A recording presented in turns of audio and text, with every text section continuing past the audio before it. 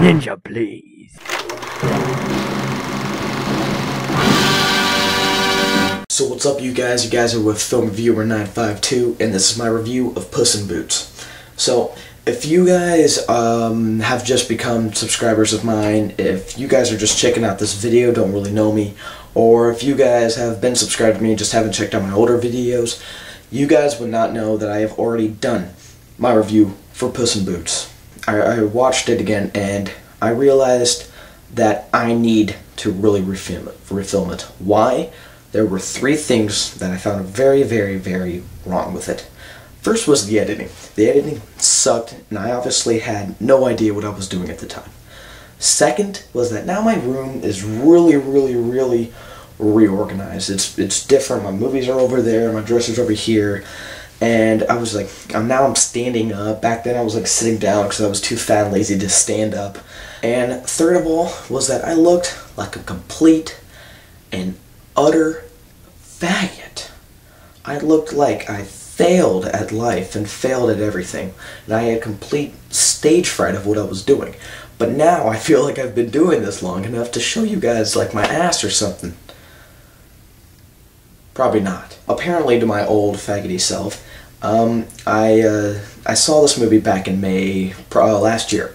Alright, so the basic plot behind Puss in Boots. Now remember, I haven't seen this movie for at least a year, so I kind of forgot some things, but I got like the outer shell. So pretty much, Puss in Boots, this was a prequel, so this was before he met Shrek. So back then he was a thief, and eventually he ends up meeting up with Humpty Dumpty, who was played by Zach Galifianakis. And so Humpty Dumpty wants Puss in Boots to take these beans from Jack and Jill, steal the beans from Jack and Jill, who apparently has them locked in his hand inside of a giant crater box, and wants him to take the beans from his hand, bury them in this special place where it will rain, and apparently a giant beanstalk comes out. So Jack and the giant beanstalk happens, and he wants Puss in Boots to go all the way up there,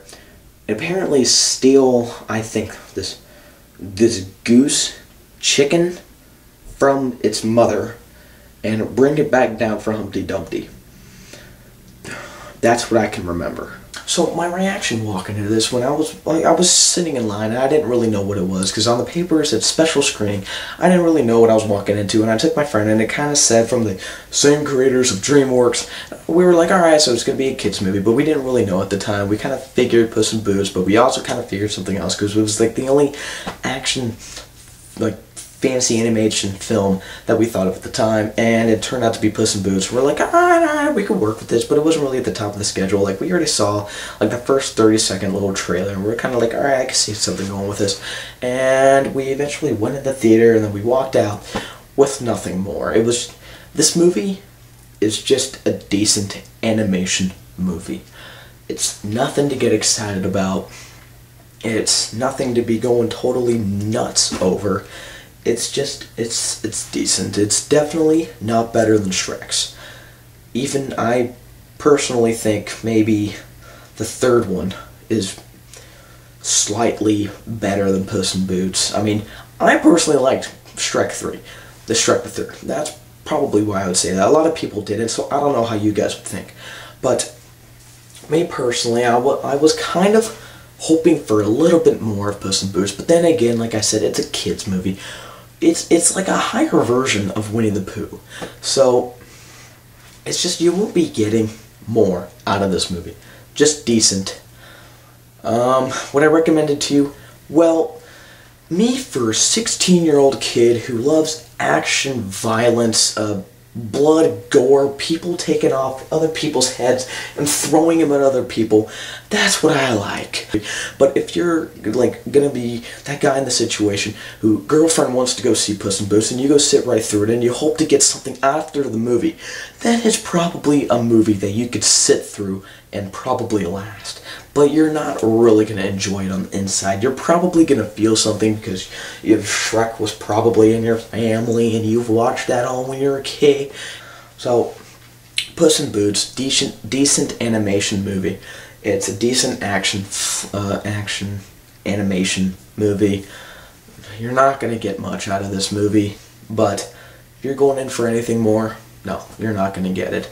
Shrek was a way better animation movie, and I love Shrek. So, personally, I give Puss in Boots around the same rating as Justice. I give Puss in Boots around a 6.5. There we go, I give it that, 6.5. That's what I give it with. 6.5 out of 10. It's just a decent action, just a decent animation movie, nothing more, nothing less.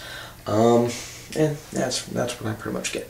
So, you guys are with Film Reviewer 952, and I'll see you guys later.